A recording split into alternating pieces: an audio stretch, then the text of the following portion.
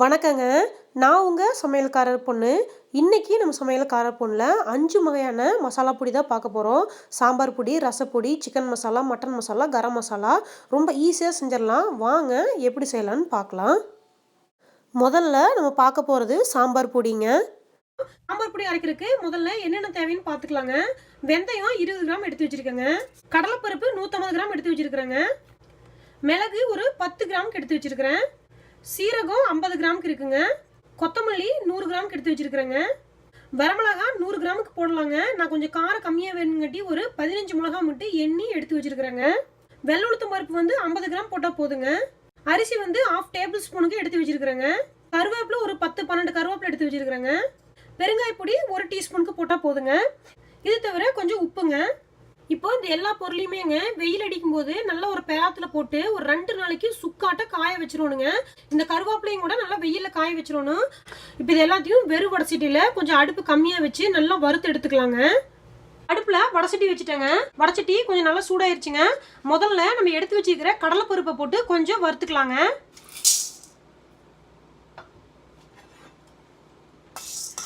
அடுப்பை கொஞ்சம் நல்லா கம்மியா வச்சு வறுக்கணுங்க. சாம்பார் பொடி அரைக்கிறதுக்கு டைம் இருந்துச்சுன்னா நீங்கள் 2-3 நாள் வெயிலே நல்லா சுக்காட்ட காய வச்சுட்டு அதுக்கப்புறம் ஒரு 2 நிமிஷம் வடசட்டியில் போட்டு ஒரு வறுத்துட்டு நீங்கள் பொடி அரைச்சிக்கலாம். அப்படி வெயில் இல்லாட்டி இந்த மாதிரி வடசட்டிலேயே கொஞ்சம் அடுப்பு கம்மியாக வச்சு நல்லா வறுத்து எடுக்கணுங்க. எல்லா பொருள்லையும் இருக்கிற ஈரப்பசை போயிடணும். அப்போதான் ரொம்ப நாளைக்கு நீங்கள் சாம்பார் பொடி வச்சுருந்தாலும் கெடாமல் பூச்சி கூடு பிடிக்காம இருக்குங்க.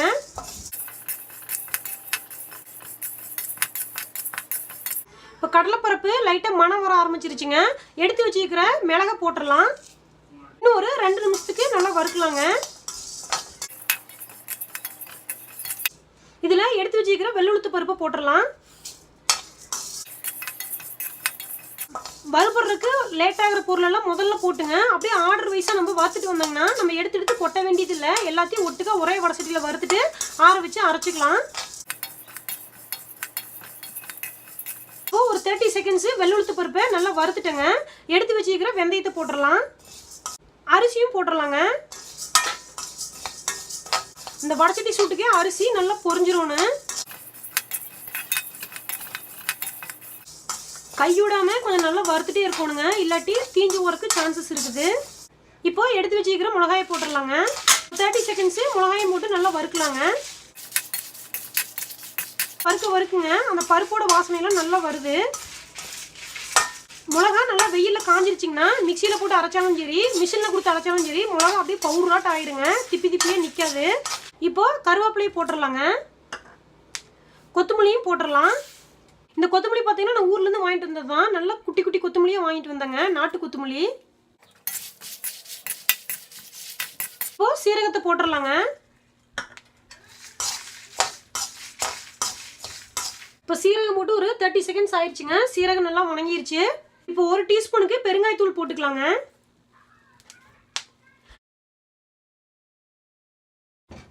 பெருங்காயம் கட்டியாக வச்சுருந்தீங்கன்னா அது வெறும் வடசட்டியில் போட்டு நல்லா பொரியிற அளவுக்கு வறுத்துட்டு அதுக்கப்புறம் இதில் போட்டுடலாங்க. கொஞ்சோண்டு உப்பு போடுறதுனா போட்டுக்கலாம், இல்லாட்டி விட்டுறலாங்க. இது ஆப்ஷனல் தான். இப்போ அடுப்பை ஆஃப் பண்ணிடலாங்க. பெருங்காய பொடி போட்டுனே அடுப்பு ஆஃப் பண்ணிடணுங்க. இல்லாட்டி பெருங்காயம் தீஞ்சு போயிடும். பெருங்காய கட்டியாக இருந்தால் பிரச்சனை இல்லை. இந்த மிளகாயை பார்க்கும்போதே தெரியுங்க. போடும்போது எப்படி வத்தலாக இருந்துச்சு. இப்போ நல்லா பொரிஞ்சு அப்படியே புஷ்ஷுன்னு மேலே எலும்பி வந்துருக்குது பாருங்க. இதுதான் கரெக்டான ஸ்டேஜ். இப்படி தான் இருக்கணுங்க. இப்போ இதை ஒரு பெராத்தில் கொட்டி வச்சிடலாம்.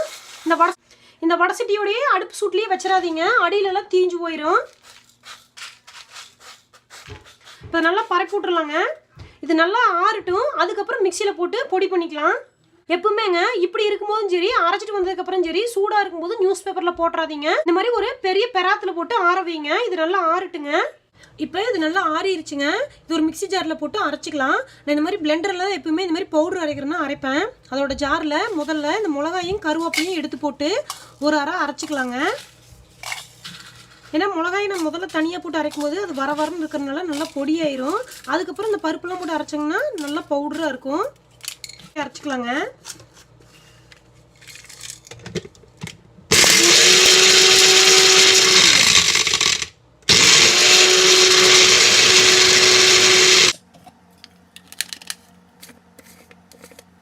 பார்த்தீங்கன்னா மிளகா நல்லா பவுடராட்ட அரைஞ்சிருச்சு. இப்போ இந்த பருப்பு கொஞ்சம் கொஞ்சமாக எடுத்து போட்டு அரைச்சிக்கலாம்.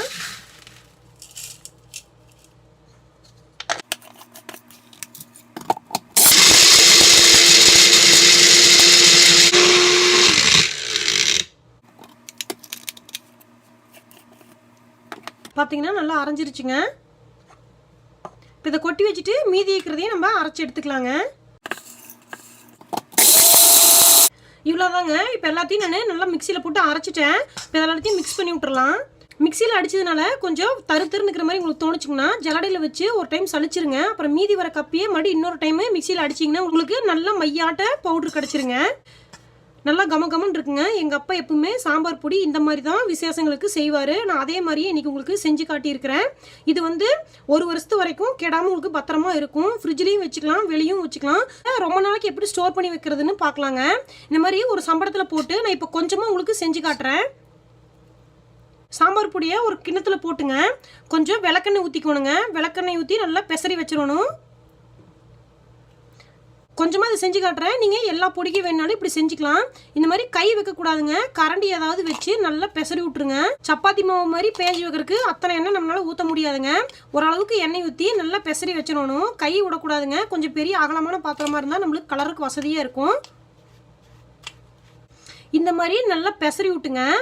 நல்லா ஒரு சம்பளத்தில் போட்டு இப்படி அமுத்திடணுங்க. நல்லா அமுத்தி விட்டு மூடி போட்டு மூடி வச்சிட்டோம்னா நம்மளுக்கு 2 வருஷத்துக்கு யூஸ் பண்ணிக்கலாம். அப்படி இல்லாட்டி சில்வர் சம்பளம் இல்லாட்டிங்க பழைய மண் பாத்திரம் ஏதாவது இருக்கும் இல்லைங்களா, அந்த மாதிரி மண் சட்டிகளை போட்டு நல்லா அமுத்தி மூடி வச்சிட்டிங்கன்னா சூப்பராக இருக்குங்க. இவ்வளோதாங்க. சூப்பராக கமகமன்னு சாம்பார் பொடி செஞ்சாச்சு. ரெண்டாவதாக நம்ம பார்க்க போகிறது கல்யாண வீடுகளில் செய்யக்கூடிய ரசப்பொடி.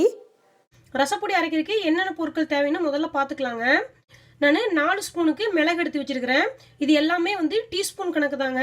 சீரகம் 3 ஸ்பூனுக்கு எடுத்து வச்சிருக்கிறேங்க. வெந்தயம் 1/4 ஸ்பூனுக்கு எடுத்து வச்சிருக்கிறேங்க. கடலைப்பருப்பு 1 ஸ்பூன், துவரம்பருப்பு 1 ஸ்பூன், கருவேப்பிலை ஒரு 7-8 இலை, வரமிளகாய் ஒரு 8 எடுத்து வச்சிருக்கேங்க. கொத்தமல்லி 5 ஸ்பூனுங்க, ஏலக்காய் ஒரு 4, 1 ஸ்பூனுக்கு பெருங்காயத்தூளுங்க, கொஞ்சோண்டு உப்பு, கொஞ்சோண்டு மஞ்சத்தூளுங்க. இப்போ இது எல்லாத்தையுமே வடசட்டியில் நெய் ஊற்றி வறுக்க போகிறேங்க. நான் சொன்ன இல்லைங்களா ஸ்பூனு, இந்த டீஸ்பூனில் தான் நான் இது எல்லாத்தையுமே எடுத்துருக்கிறேன். நீங்கள் நிறைய ரசப்பொடி அரைக்கணும்னா இந்த ஸ்பூனுக்கு பதிலாக நம்ம நார்மலாக குழம்பு ஊற்றுவோம் இல்லைங்களா குழிக்கரண்டி, அதில் நான் சொன்ன இந்த ஸ்பூன் அளவு இல்லை, அந்த கரண்டிகளில் நீங்கள் அளவு எடுத்துக்கிட்டிங்கன்னா உங்களுக்கு நிறைய கிடைக்கும் ரசப்பொடி. அடுப்பில் வடசட்டி வச்சுட்டேங்க. வடசட்டி சூடாயிருச்சு. இதில் 1 டீஸ்பூனுக்கு நெய் விட்டுக்கலாம். இந்த நெய்லிங்க எடுத்து வச்சுக்கிற ஏலக்காயை போட்டுடலாம். மிளகையும் போட்டுடலாங்க. இந்த மிளகும் ஏலக்காயும் நெய்யில் நல்லா பொரியணுங்க.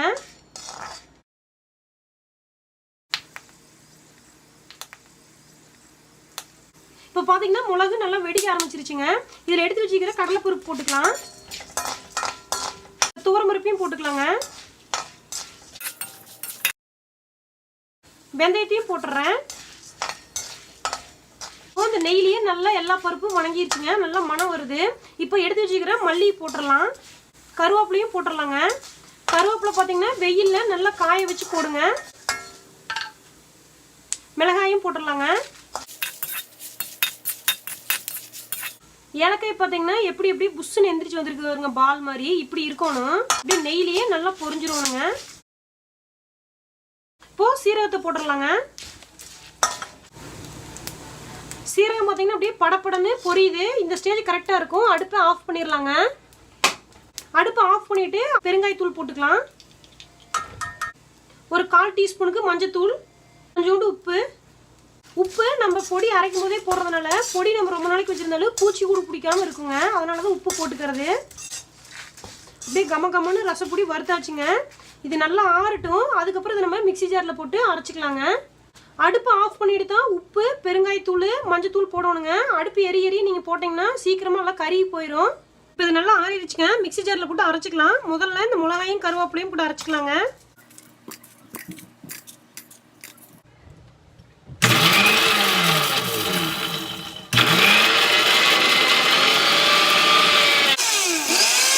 மிளகா நல்லா அரைச்சாச்சுங்க. மீதி இருக்கிறதையும் போட்டு நல்லா அரைச்சிக்கலாம். இவ்வளோதாங்க. சூப்பராக ரசப்பொடி ரெடி ஆயிடுச்சு. ரொம்ப நாளைக்கு இதுவும் கெடாமல் இருக்கும்னா நம்ம சாம்பார் பொடியை விளக்கெண்ணையில் போட்டு பேஞ்சு வச்சோம் இல்லைங்களா, அதே மாதிரி பேஞ்சு வச்சிங்கன்னா ரொம்ப நாளைக்கு நல்லா இருக்குங்க. இந்த ரசப்பொடியை பிளாஸ்டிக் டப்பாவில் போட்டு வைக்கிறத விடவாங்க இந்த மாதிரி ஒரு சில்வர் சம்பளத்தில் போட்டு நல்லா கப்புனு மூடி வச்சிட்டிங்கன்னா உங்களுக்கு ரொம்ப நாளைக்கு ஃப்ரெஷ்ஷாக இருக்கும். இந்த ரசப்பொடி பார்த்தீங்கன்னா ரொம்ப டிஃப்ரெண்ட்டாக இருக்கும். எங்கள் அப்பா எப்பவுமே கல்யாண வீடுகளில் ரசம் செய்கிறதுக்கு இந்த மாதிரி தான் ரசப்பொடி செய்வார். நீங்கள் செஞ்சு பாருங்கள், டேஸ்ட் அவ்வளோ அருமையாக இருக்கும். மூணாவதாக நம்ம பார்க்க போகிறது சூப்பரான மட்டன் மசாலாங்க. மட்டன் மசாலாவுக்கு தேவையான பொருட்கள்லாம் பார்த்துடலாம். 100 கிராமுக்கு கொத்தமல்லி விதையை எடுத்து வச்சிருக்கிறேன். 1 டேபிள் ஸ்பூனுக்கு சீரகம், 3 டேபிள் ஸ்பூனுக்கு சோம்பு, 1 டேபிள் ஸ்பூனுக்கு மிளகு, ஒரு 15 வரமிளகா. காரத்துக்கு பொறுத்து போட்டுக்கலாம். என்னோடது வந்து இது கொஞ்சம் காரம் கம்மியாக தான் இருக்கும், அதனால 15 போட்டுக்கிறேன். காரம் அதிகமாகிற மிளகாயாக இருந்துச்சுன்னா நீங்கள் 10 மிளகா போட்டால் போதும். 3 ஜாதி பத்திரி, ஒரு 8 ஏலக்காய், ஒரு 15 கிராம்பு எடுத்து வச்சிருக்கிறேன். 3 இன்ச்சுக்கு பட்டை எடுத்து வச்சிருக்கிறேன். ஒரு 3 ஸ்டார் அனீஸ் எடுத்து வச்சிருக்கிறேங்க. இதுல 3 பிரிஞ்சி இலை இருக்குது. இதுல ஒரு 10 பாஞ்சு கருவேப்பிலை. இந்த கருவேப்பிலை வந்து இது வந்து கிச்சன்ல ஒரு தட்டத்துல போட்டு ஒரு 2 நாள் காய வச்சிங்கன்னா இந்த மாதிரி காஞ்சிரும். இந்த மாதிரி காஞ்ச கருவேப்பிலை இல்லாட்டி வெறும் பச்சை கருவேப்பிலையே வடசட்டியில விட்டு நல்லா வறுத்தோம்னா காஞ்சி போயிரு. இதுல 1 டீஸ்பூனுக்கு கசகசா எடுத்து வச்சிருக்கிறேன். 1 டீஸ்பூனுக்கு உப்புமே, 1 டீஸ்பூனுக்கு மஞ்சத்தூளும் எடுத்து வச்சிருக்கிறேன். இப்போ மசாலா பொடிக்கு எல்லாம் வணக்கலாம். முதல்ல மல்லி போட்டு நல்லா வறுத்துக்கலாங்க. எண்ணெய் எதுவும் ஊத்தாம வெறும் வடசட்டியில எல்லாத்தையும் வணக்கி எடுத்துக்கலாம். கொத்தமல்லி நல்லா வறுபட்டுருச்சுங்க. இதை எடுத்து ஒரு பெராத்தில் கொட்டி வச்சிடலாம். ஆறட்டேன். எடுத்து வச்சிருக்கிற சோம்பு சீரகத்தையும் போட்டுக்கலாம். இந்த மிளகையும் போட்டுறேன். இது நல்லா வறுபட்டுருச்சுங்க. சீரகம் வெடிக்க ஆரம்பிச்சிருச்சு. இதையும் எடுத்து கொட்டிடலாம். இந்த பட்டை வந்து 2-3 உடைச்சு போட்டுடலாம். எடுத்து வச்சுக்கிற மசாலா பொருள் எல்லாம் போட்டுடலாம். இந்த பிரிஞ்சி இலையுமே ஒரு 2-3 கிள்ளி போட்டுடலாம். இது நல்லா வறுத்துக்கலாம். இது எடுத்து கொட்டுறதுக்கு முன்னாடி இந்த கசகசாவை இதுக்குள்ளே போட்டுக்கலாம். கசகசா போட்டோன்னே நல்லா வெடிக்க ஆரம்பிச்சிடுறேன். பார்த்தீங்கன்னா இது போட்டோன்னே வெடிக்க ஆரம்பிச்சிடுறேன். சும்மா இப்படி ஒரே ஒரு கலக்கு மட்டும் கலக்கி விட்டு இது எடுத்து கொட்டிடலாம். இப்போ எடுத்து வச்சுக்கிற மிளகாய் போட்டுக்கலாம். கசகசா போட்டு ரொம்ப நேரம் வச்சுருந்தீங்கன்னா சீக்கிரம் தீஞ்சு போகும். அதனால் கடைசியாக கசகசா போட்டு பொரிய ஆரம்பிச்சோன்னு எடுத்து கொட்டிடுவோன்னு. மிளகாயெல்லாம் நல்லா புஷ்ஷுன்னு எந்திரிச்சு வந்துருச்சு. அடுப்பை ஆஃப் பண்ணுறதுக்கு முன்னாடி நம்ம காஞ்ச கருவேப்பிலையை போட்டுக்கலாம். இந்த கருவேப்பிலை பச்சையாக இருந்துச்சுன்னா இந்த மிளகாய் எடுத்து கொட்டிட்டு வெறும் வடசட்டியில் நல்லா கருவேப்பிலை போட்டு வதக்குனிங்கன்னா நல்லா வரன்னு ஆயிடும். அதுக்கப்புறம் இதை நம்ம எடுத்து போட்டுக்கலாம். இப்போ கருவேப்பிலையும் நல்லா மொறுன்னு ஆயிடுச்சு. இதை எடுத்து கொட்டிடலாம். இப்போ இது மேலே எடுத்து வச்சுருக்கிற மஞ்சத்தூளை போட்டுக்கலாம். எடுத்து வச்சுருக்கிற உப்பையும் போட்டுக்கலாங்க. இதுக்கு வந்து கல்லுப்பு போட்டிங்கன்னா ரொம்ப நல்லது. அதனால் கல்லுப்பு போடும்போது வெறும் வடசட்டியில் போட்டு நல்லா ஒரு 2-3 டைம் வறுத்துட்டு அதுக்கப்புறம் இதுக்குள்ளே போட்டுக்குங்க. அப்போ தான் உங்களுக்கு பொடி ரொம்ப நாளைக்கு கெடாமல் வரும். இது நல்லா ஆறிட்டு அதுக்கப்புறம் இது மிக்சியில் போட்டு பொடி பண்ணிக்கலாம். இப்போ இது நல்லா ஆறிடுச்சு. அரைச்சி எடுத்துக்கலாம்.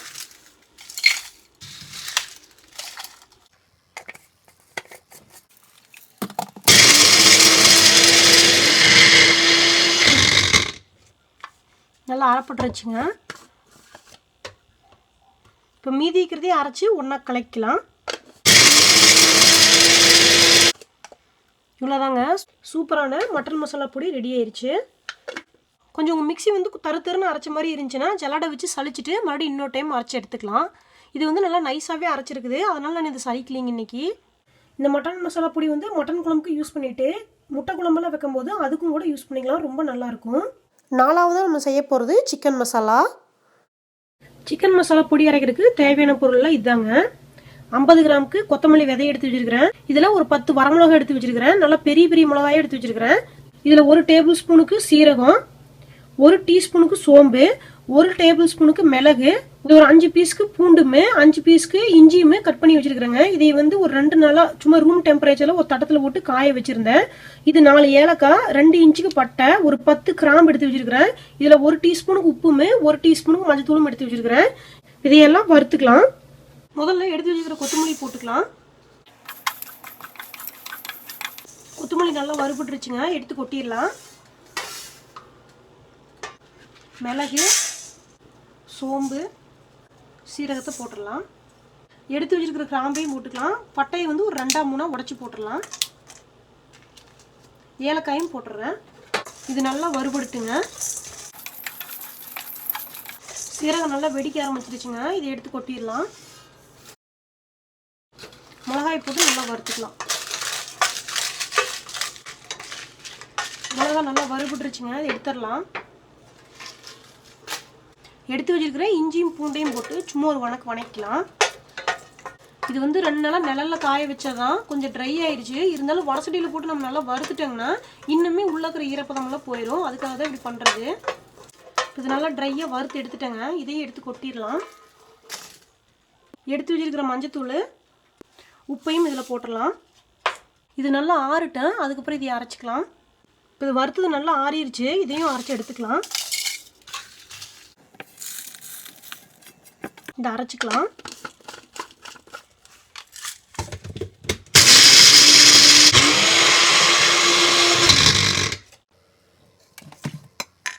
இவ்வளோதாங்க சிக்கன் மசாலா பொடி ரெடி ஆயிடுச்சு. இந்த சிக்கன் மசாலா பொடி வந்து சிக்கன் வறுவல், சிக்கன் குழம்புக்கு யூஸ் பண்ணிக்கலாம். நான் மோஸ்ட்லி பொரியல்லாம் செய்யும்போது தக்காளி வணக்கும் போது இதை போட்டு செய்வேன். ரொம்ப நல்லாயிருக்கும்.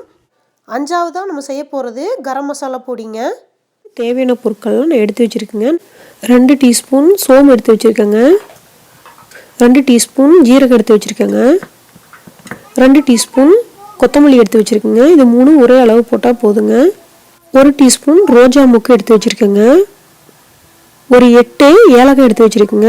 ஒரு ஜாதிக்காய் எடுத்து வச்சுருக்குங்க. ஜாதிக்காய் வந்து பாதி போட்டால் போதுங்க. ஒரு 3 ஜாதி பத்திரி எடுத்து வச்சுருக்குங்க. இந்த ஜாதி பத்திரி பார்த்தீங்கன்னா இந்த ஜாதிக்காய் மேலே மூடி இருக்கும். 3 ஸ்டார் அனீஸ் எடுத்து வச்சுருக்குங்க. ஒரு வரமிளகாய் பெருசு எடுத்து வச்சுருக்குங்க. 1 டீஸ்பூன் கசகசை எடுத்து வச்சுருக்குங்க. 1 டீஸ்பூன் மிளகாய் எடுத்து வச்சுருக்கேங்க. ஒரு 3 மராட்டி மொக்கு வச்சுருக்கேங்க. 1 ஸ்பூனுக்கு கிராம்பு எடுத்து வச்சுருக்குங்க. ஒரு 4 பெரிய பிரிஞ்சி இலை எடுத்து வச்சுருக்குங்க. 2 இன்ச்சு அளவில் பட்டை ஒரு 5 எடுத்து வச்சுருக்கேங்க. இவ்வளோதாங்க. இது எல்லாமே போட்டால் தாங்க கரம் மசாலா நல்லா மணமாக வருங்க. இப்போ வரமிளகா பார்த்தீங்கன்னா சின்னதாக இருந்துச்சுன்னா 2 எடுத்துக்கோங்க. நான் பெருசாக இருக்குங்காட்டி 1 தாங்க போட்டிருக்கேன். காரம் கம்மியாக போட்டால் போதுங்க. ஏன்னா இந்த மசாலா பொருள்லேயே காரம் இருக்கும். இப்போ இதெல்லாம் தாளிச்சிடலாங்க. அடுப்பில் ஒரு பேன் வச்சுங்க. சூடு பண்ணிவிட்டு அதில் இது எல்லாத்தையும் போட்டுங்க. லைட்டாக ஒரு வணக்கிட்டு அடுப்பை ஆஃப் பண்ணிடலாங்க.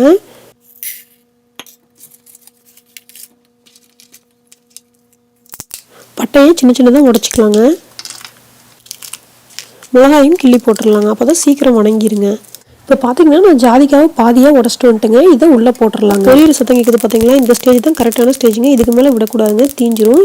இந்த கசகசெல்லாம் நல்லா பொரியுதுங்க. இப்போ அடுப்பை ஆஃப் பண்ணிடலாம். கொஞ்சம் நேரம் ஆறட்டுங்க. ஆறுனதுக்கப்புறம் நம்ம இதை அரைச்சிக்கலாங்க. ஒரு தட்டத்தில் இதை போட்டு வச்சிடலாங்க. ஆறட்டுங்க. இப்போ இது நல்லா ஆறிடுச்சுங்க. இதை அரைச்சிடலாம். ஒரு மிக்சி ஜாரில் போட்டுங்க இதை அரைச்சிடலாங்க. பார்த்தீங்கன்னா நல்லா அரைச்சிட்டேங்க. உங்களுக்கு பார்த்தாவே தெரியுது. அப்படி கலர் பார்த்தீங்கன்னா ரெட்டிஷாக இருக்குது. இந்த மாதிரி இருக்கும்போது உங்களுக்கு நல்லா மணமாக இருக்கும். 1 மாதத்துக்கு மேலே நம்மளுக்கு வருங்க. இன்னும் நம்ம எல்லா சமையல்லையுமே கரம் மசாலா யூஸ் பண்ணுவோம். இதை நல்லா ஒரு ஏர்டைட் டப்பாவில் போட்டு மூடி போட்டு வச்சிடலாங்க. இவ்வளோதாங்க. கமகமன்னு சூப்பரான கரம் மசாலா பொடி ரெடி ஆயிடுச்சு. இன்றைக்கி 5 வகையான மசாலா பொடி பார்த்தாச்சு. இது எல்லாமே ரொம்ப நீங்கள் ஈஸியாக செஞ்சிடலாம். டேஸ்ட்டும் அவ்வளோ அருமையாக இருக்கும். நல்ல மணமாக இருக்கும். கண்டிப்பாக நீங்களும் உங்கள் வீட்டில் செஞ்சு பாருங்கள். எப்படி இருந்துச்சுன்னு உங்கள் கமெண்ட்ஸை மறக்காமல் எனக்கு சொல்லுங்கள். இந்த வீடியோ உங்களுக்கு பிடிச்சிருந்தா சமையல்காரர் பொண்ணுக்கு சப்ஸ்கிரைப் பண்ணுங்கள். நான் இன்னொரு சூப்பரான வீடியோவோட உங்களை சந்திக்கிறேன். தேங்க்யூங்க.